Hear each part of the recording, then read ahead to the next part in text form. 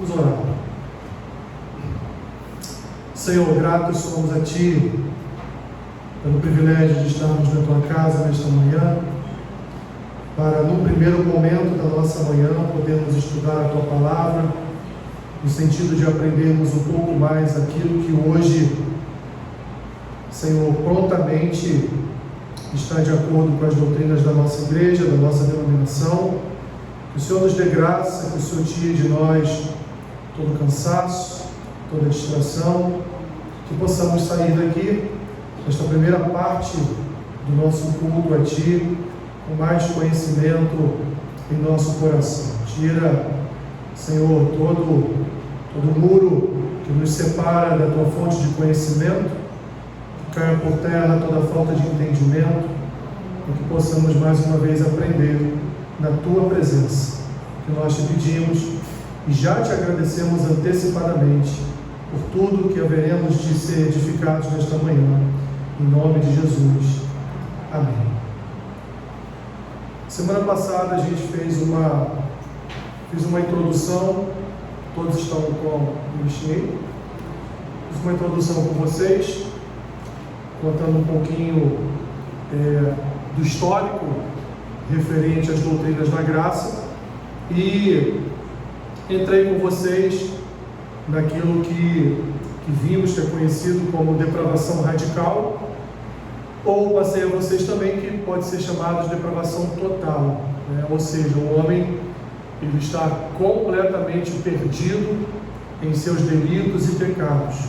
O homem, enquanto um ser que ainda não foi alcançado pela graça de Deus, ele se encontra totalmente, completamente perdido. E não há salvação que proceda de si mesmo. A salvação, a mudança de vida, a regeneração, a conversão, o novo coração, ele é dado por uma operação milagrosa do Espírito Santo no seu coração, na sua mente. Então, antes de Cristo entrar na vida do cristão, o cristão está totalmente, ou a pessoa está totalmente perdida. Está, então, dentro daquilo que conhecemos como uma depravação radical ou uma depravação total. Eu cheguei a introduzir com vocês a questão da eleição, não cheguei a falar um pouquinho a respeito da eleição, foi quando até a nossa irmã falou a respeito de livre-arbítrio, não é? E aí eu quero só retomar esse ponto, porque creio eu que esse seja um dos pontos de maior dificuldade que aqueles que estão num processo de saída das doutrinas arminianas, que foi o que nós vimos lá na história, né? Das doutrinas arminianas e das doutrinas oriundas da boa teologia de Calvino, há certa dificuldade de entender. Eu lembro que eu falei para vocês na aula passada, e evidentemente não poderia ser diferente hoje, que nós devemos observar, quando falamos de eleição, devemos observar a soberania de Deus. Devemos observar que Deus salva, mas Deus também escolhe o quê? Não salvar. E vimos lá no texto de Romanos capítulo 9, que Deus prepara tanto vasos para a honra, quanto vasos para a desonra.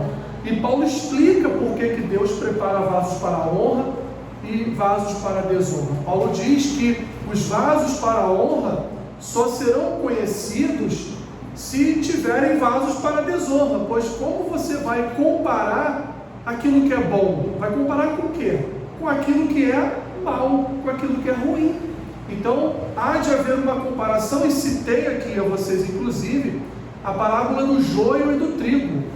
Quando Jesus diz, olha, enquanto o ceifeiro não vier, o joio e o trigo permanecerão juntos ali. Jesus está falando do que? Olha, os salvos e os não salvos, que fazem parte da igreja, permanecerão juntos ali enquanto eu não voltar. Quando eu voltar, eu vou o quê? Separar. Vou fazer a separação. Então, a eleição, e aí temos o Salmo de Davi, né? Muito famoso. Eu sempre confundo, meus irmãos, ou é 136 ou é 139, não adianta, eu vou levar para o último dia da minha vida a numeração desse salmo. Eu acho que é o 136, quando Davi fala, se subo aos céus, lá está, se vou no mais profundo do abismo, lá estás também, 139, né? Mas não adianta, se semana que vem eu citar esse salmo, eu vou falar, ou é 136 ou é 139, isso já ficou aqui enraizado, né? Tem coisas que ficam enraizadas na nossa mente que a gente não consegue tirar. Então 139 diz isso. Ele fala assim, ele fala o que quando ele prossegue no salmo? Olha, quando eu estava no ventre da minha mãe, o Senhor já escrevia os dias da minha história. O que ele está querendo dizer com isso? Ou seja, Deus já tinha toda a história de Davi cuidada em suas mãos. Deus já tinha tratado de toda a história do seu servo. Deus já tinha um plano dele ser um rei. Aí eu entro aqui com a questão do pecado. Deus não tinha um plano de Davi pecar com Batseba, não, tá? Deus não tinha um plano de Davi mandar matar Urias, não. Deus não tinha esse plano. Isso aí foi um plano de Davi, do coração mau de Davi. Mas Deus foi pego de surpresa nisso? Não. Deus sabia de tudo o que iria acontecer. Mas o que Deus queria fazer é usar o seu servo para edificar uma nação, para edificar um povo, para ser o exemplo em que pese seus pecados, em que pese suas iniquidades, em que pese sua maldade de ter mandado Urias à frente de batalha para morrer, né? Em que pese tudo isso, Deus usou o seu servo como um exemplo de um homem segundo o seu coração. Então, minhas irmãs e meus irmãos, a eleição, então, ela é uma escolha privada de Deus. E como Paulo vai dizer em Romanos capítulo 9, como pode um vaso querer tomar satisfação com o oleiro? Como pode eu querer dobrar o meu joelho e dizer para Deus, por que o Senhor não salva o meu tio? Por que o Senhor não salva o meu primo? Por que o Senhor não salva o meu vizinho? Por quê? Não, quem sou eu, o vaso, para requerer do oleiro quem ele salva, quem ele não salva, quem ele faz vaso perfeito e quem ele faz vaso imperfeito? Eu não sou ninguém, porque afinal de contas a minha vida é trabalhada nas mãos de Deus. A vida de todos nós é trabalhada nas mãos de Deus. Então, a partir do momento que nós passamos a entender as questões referentes à soberania de Deus, que Deus é soberano, nós passamos a entender então a questão da eleição. Quando nós passamos a entender que o homem, ele não promove uma autossalvação sobre a sua vida, quem salva é Deus, a salvação não é horizontal, a salvação é vertical, nós passamos a entender então que, olha, de fato é Deus que salva, é Deus que coloca a mão, é Deus que regenera, é Deus que converte, é Deus que faz tudo isso. Eu não tenho nenhum tipo de participação na minha salvação, porque se eu tivesse participação na minha salvação, eu não seria salvo, porque eu não mereço a salvação, eu mereço a condenação eterna. Ok? Alguma dúvida?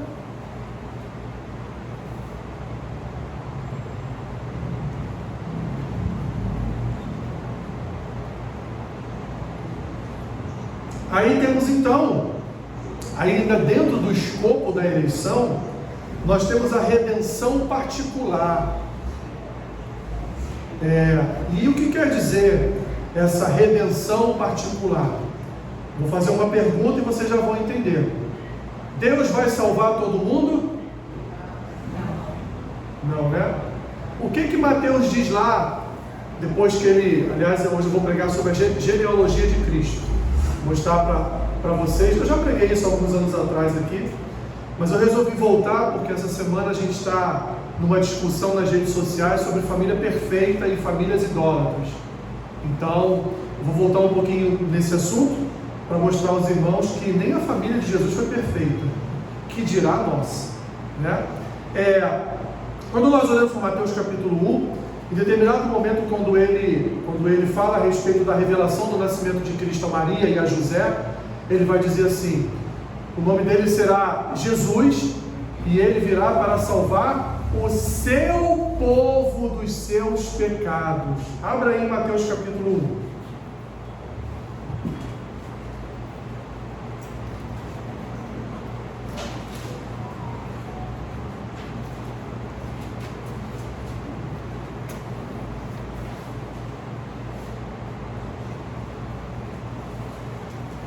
Mateus capítulo 1, versículo 21.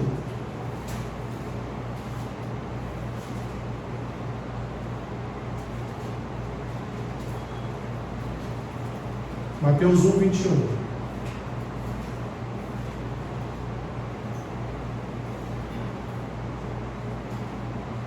Ela dará à luz um filho e lhe porás o nome de quê? De Jesus. Por quê? Porque ele salvará quem? O seu povo dos pecados deles. Olha o que Mateus está dizendo aqui. Vai salvar o seu povo. Quem é o povo de Deus? Aqueles que ele escolheu para ser o seu povo. Vamos voltar um poucão na história. Quando a gente está lá em Gênesis capítulo 12, a gente está vendo ali o início da história de quem? De Abraão, né? Deus fala o que para Abraão? Sai da tua terra, deixa a tua parentela e vai para a terra que te mostrarei. E aí Deus faz promessas a ele, promessa de terra, promessa de comida e promessa de descendência. E Deus fala o quê? Que esse povo proveniente de Abraão será o meu povo. Quando a gente vê as tribos de Jacó são o quê? A futura nação de Israel. Nação de quem? De Israel. E nação de quem? De Deus. Então, meus irmãos, desde o início, Deus separou um povo para si. Olha a eleição desde Abraão. Desde o início, Deus separou uma nação, um povo que o representasse na terra para si. Então, quando a gente entra no Novo Testamento, é como se a gente estivesse dando continuidade àquela história de Abraão, mas agora em Cristo, agora em Jesus. E Mateus está dizendo aqui, olha, ele virá a Maria, aliás, o anjo está falando com ela, ele virá a Maria, e ele virá para salvar o seu povo dos pecados deles. Vemos aqui a eleição, muito claramente, e vemos também o que? A redenção, o que? Particular. E por que particular? Porque Deus vai salvar quem? O seu povo. Então a redenção, que é o que? Ela é focada, ela é ali proposta para determinado povo. E quem é esse povo hoje? A igreja. Somos nós. A igreja. Então Jesus veio para salvar quem? A sua igreja. De quem? Dos seus pecados. Por isso, meus irmãos, eu sempre falo para vocês, a palavra de Deus é a palavra para o seu povo. Quando a palavra de Deus alcança o coração do ímpio, ela transforma, regenera, converte, e ela então passa a ser a palavra daquela nova vida. Mas enquanto o mundo está aí fora, essa palavra não é aí para esse mundo, essa palavra é para nós. É uma palavra de obediência, um manual de virtudes espirituais. A palavra de Deus nos ensina quem Ele é, quem nós somos. A palavra de Deus, ela nos ensina a respeito do seu reino, nos ensina a respeito da sua justiça, nos ensina a respeito de como nós devemos nos comportar em meio a uma sociedade tão má. Então a palavra de Deus é para nós. Já viu aquele irmão que vai na igreja, naquele dia você não foi, né? Aí quando ela chega em casa, ela coçando, né? Pega o telefone, te liga, fulana, a palavra hoje foi toda para você. Você perdeu a palavra de hoje, miserável, né? A palavra é para o povo de Deus, não é só para uma pessoa, para duas, para três, a palavra é para toda a igreja. Pode ser que em determinado momento, de uma forma bem particular, o Espírito Santo fale ao coração de alguém, em certo sentido, para que aquela pessoa repense o seu caminho, para que aquela pessoa tenha um esclarecimento do que ela tem que fazer, a posição que ela tem que tomar. Mas no contexto de doutrina geral, a palavra de Deus é para todos. Todos quem? Todo o mundo? todo o seu povo. Alessandro, então você está querendo dizer que eu então não prego a palavra de Deus para o mundo porque ela não é para o mundo? Não, eu não sei quem está no mundo que vai ser convertido. Eu não sei. Não é? Eu não sei. Então ela tem que ser pregada, porque aqueles que estão lá e que Deus já escolheu desde antes do mundo ser fundado, em algum momento essa palavra vai reverberar no seu coração de tal forma que ela vai ser alcançada pela graça do Senhor e Salvador Jesus Cristo. E é justamente o quarto ponto que eu gostaria de falar, que é a chamada graça eficaz, mas que nós conhecemos também como graça irresistível. E o que isso quer dizer, meus irmãos, sobre graça irresistível? É no sentido de que quando o Espírito Santo, ele se ocupa de alcançar o nosso coração, é irresistível. Muitas pessoas falam assim: ah, mas o fulano, nossa, o fulano, foi-lhe dada tantas oportunidades do fulano estar na igreja, Deus falou tanto com fulano, Deus fez tanta coisa por fulano, e fulano não aceitou a Cristo, e fulano morreu sem Cristo. Não, meus irmãos, na verdade, a gente volta lá na redenção particular. E aí, uma pergunta até que eu esqueci de fazer a vocês: aquilo que Deus quer fazer, Ele é impedido de fazer? Se Deus quer salvar, quem vai impedir? Como diz o profeta: agindo eu, quem impedirá? Então, quando Deus quer pôr a sua mão sobre alguém e salvar, aquele homem ou aquela mulher são incapazes de não permitirem a salvação, ainda que eles não queiram. É tão irresistível. Aliás, eu nem precisava ser redundante assim, né? Tão irresistível. O que é irresistível já é irresistível, né? Não precisa do tão na frente. Mas eu vou falar, é tão irresistível, para ser aqui enfático, que não dá para resistir, meus irmãos. Quando Deus coloca a mão para salvar, aquele pecador será salvo dos seus pecados. Quando Deus escolhe, o homem não consegue resistir. Oi, minha irmã. Eu achei interessante que aqui ele diz assim, ó: não cabe ao homem escolher a salvação. Ratifica o Sim, não cabe ao homem escolher a salvação. Por isso que eu sempre olho com outros olhos quando a pessoa fala: eu aceitei a Cristo. Não, quem nos aceitou foi Cristo. Eu não aceitei ninguém, foi Cristo que me aceitou na videira, né? Paulo vai dizer em João 15 o quê? Que eu fui o quê? Enxertado na videira. O que é ser enxertado na videira? É como se você estivesse dentro de uma seringa, né? E Deus viesse ali, ó,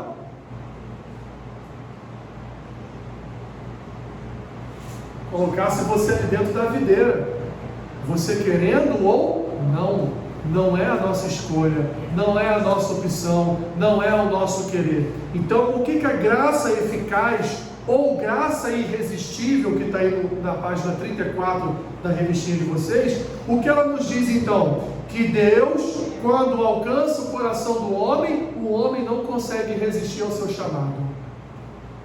Não consegue, né? É a mesma coisa do ministério pastoral. Muitos, até por certo tempo, conseguem resistir ao chamado, mas tem determinado momento que é tão forte, que mesmo que, aliás, isso é o natural, né? Mesmo que você se sinta incapacitado, mesmo que você se sinta a pior das pessoas para ser um pastor, para ser um diácono, para ser um líder na igreja, aquilo é irresistível, e você não suporta o peso do chamado, e você acaba indo, porque você já começa a entender que se eu não for, eu estou pecando contra Deus, e não adianta, porque em determinado momento eu vou, porque vai se tornar tão pesado sobre o meu coração, que eu vou ter que ir, né? Lembra de Moisés? Moisés não queria ir. Moisés inventou lá um monte de desculpa para Deus, né? O meu falar é meio complicado, eu não consigo me expressar bem. Alguns dizem que Moisés era gago, né? Eu não sei. Não tem resultado de exames, né, de fonoaudiologia para saber se Moisés era gago ou não. Ele disse que ele era de uma fala bem difícil, né? A gente não sabe se ele não sabia se expressar direito, se era tímido quando estivesse em público, a gente não sabe. E Deus fala assim: não tem problema não, Moisés, tudo que eu te passar, você passa para Arão, Arão anuncia a todo mundo. Não teve jeito, não teve como Moisés resistir ao chamado de Deus, ao chamado tão pesado, né, que é libertar o povo do cativeiro do Egito. Então a graça eficaz ou a graça irresistível é quando aquele coração impiedoso é alcançado pela graça de Deus e não há resistência, não há como resistir a um chamado de Deus, ok? Entenderam? E por último então, meus irmãos, a graça perseverante. Pergunto, dado tudo que nós vimos até agora, tem como alguém perder a sua salvação? Não. Ninguém perde a salvação. Ok? O que isso quer dizer? Aqueles a quem Deus escolheu para salvar, estão salvos. Mas aquela pessoa estava na igreja, se desviou, fugiu da igreja e tal, não sei o que, e morreu. Então ele perdeu a salvação? Não, ele perdeu a salvação no sentido de que Deus não o escolheu para salvar. Agora o fato dele estar na igreja não quer dizer absolutamente nada. Nada. Nada vezes nada. Por isso até que eu falei com vocês domingo passado, cuidado com a nossa vida espiritual. De todos os dias nós temos no nosso coração a firmeza de que nós somos salvos, de que nós somos o povo de Deus, de que Deus nos escolheu, nos acolheu, e como Jesus diz em João: aqueles a quem o Pai me entrega, eu jamais lançarei fora.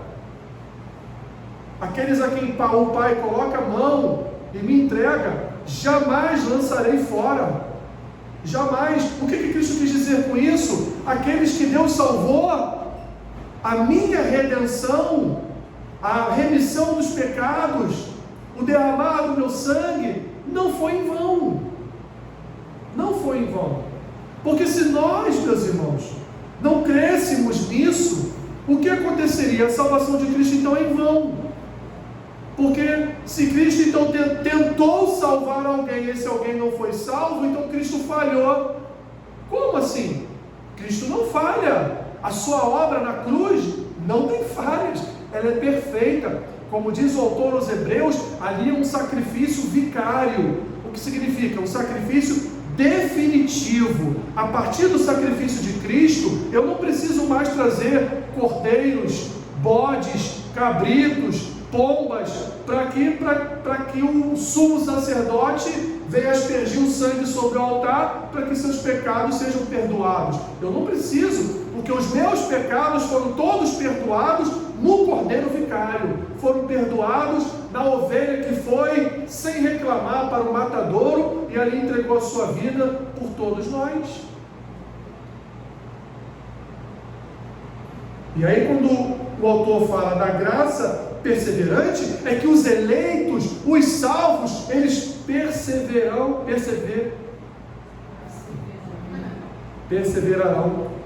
isso? Até o fim. Quase o trava-língua aqui, né? Eles vão perseverar até o fim. O crente verdadeiro, o salvo, ele é igual brasileiro, não desiste nunca, né? O verdadeiro cristão, ele persevera até o fim. Pode estar bom, pode estar ruim, pode estar num momento espetacular na sua vida, pode estar também num momento de tragédia, de tribulação, mas ele persevera até o fim. Esse é um salvo. Esse é aquele que nós temos a certeza de que Deus escolheu, pôs a mão e de fato ele é um crente em Jesus Cristo. É o que significa o que nós entendemos como graça perseverante. E aqueles, meus irmãos, que não perseverarem até o fim, é porque eles não eram salvos, é porque não eram eleitos, é porque qualquer vento, a parábola do semeador, lembra da parábola do semeador? ela fala muito sobre isso, né? Que a semente caiu em solo rochoso, que a semente caiu entre espinhos, que a semente... E aí, Jesus vai ali traçando, meus irmãos, todo um panorama daqueles que são salvos e dos que não são salvos. Dos que têm apenas a aparência de serem salvos, mas no fundo não são salvos, porque a palavra não criou raiz no seu coração, ela não frutificou, ela não gerou frutos. Ok? Tudo bem? Concluindo então, página 35. Os 5 pontos são fundamentais na graça soberana de Deus. Nossa eleição, nossa fé, nossa perseverança, tudo se deve à graça de Deus. Ao adentrarmos o céu, ninguém poderá dizer, conseguir. Sua confissão terá de ser, cheguei até aqui com a ajuda de Deus. E assim deve confessar também todo aquele que se diz um pentecostal reformado. Como diz as Escrituras, até aqui o Senhor tem nos ajudado. Até aqui o Senhor tem nos levado a crer na sua palavra. Nada, meus irmãos, em relação à salvação é por nossa conta. A salvação é uma obra de graça única e exclusiva do nosso Deus. Amém? Amém. Então é nisso que a nossa igreja crê, esses 5 pontos. Depois você em casa releia, veja os textos bíblicos que estão abaixo de cada ponto, leia, e qualquer coisa que você não entender, eu não sei quem é o professor da próxima aula, acho que é o Anderson. Na próxima aula você pergunta ao Anderson e ele vai tirar a sua dúvida. Tá bom? Vamos orar para que as mamães e as futuras mamães possam comemorar esse dia especial. Pai Santo, obrigado, Senhor, por nossa escola bíblica pela manhã. Obrigado pela oportunidade de estudarmos a Tua Palavra. Obrigado, Senhor, por estarmos aqui reunidos e unidos na comunhão do Teu Santo Espírito. Abençoe agora esse momento de comunhão, do café, nesse dia tão precioso para todos nós, dia das mães. Abençoe cada uma das nossas irmãs. O que nós te pedimos e assim oramos, no nome de Jesus Cristo. Amém. Amém.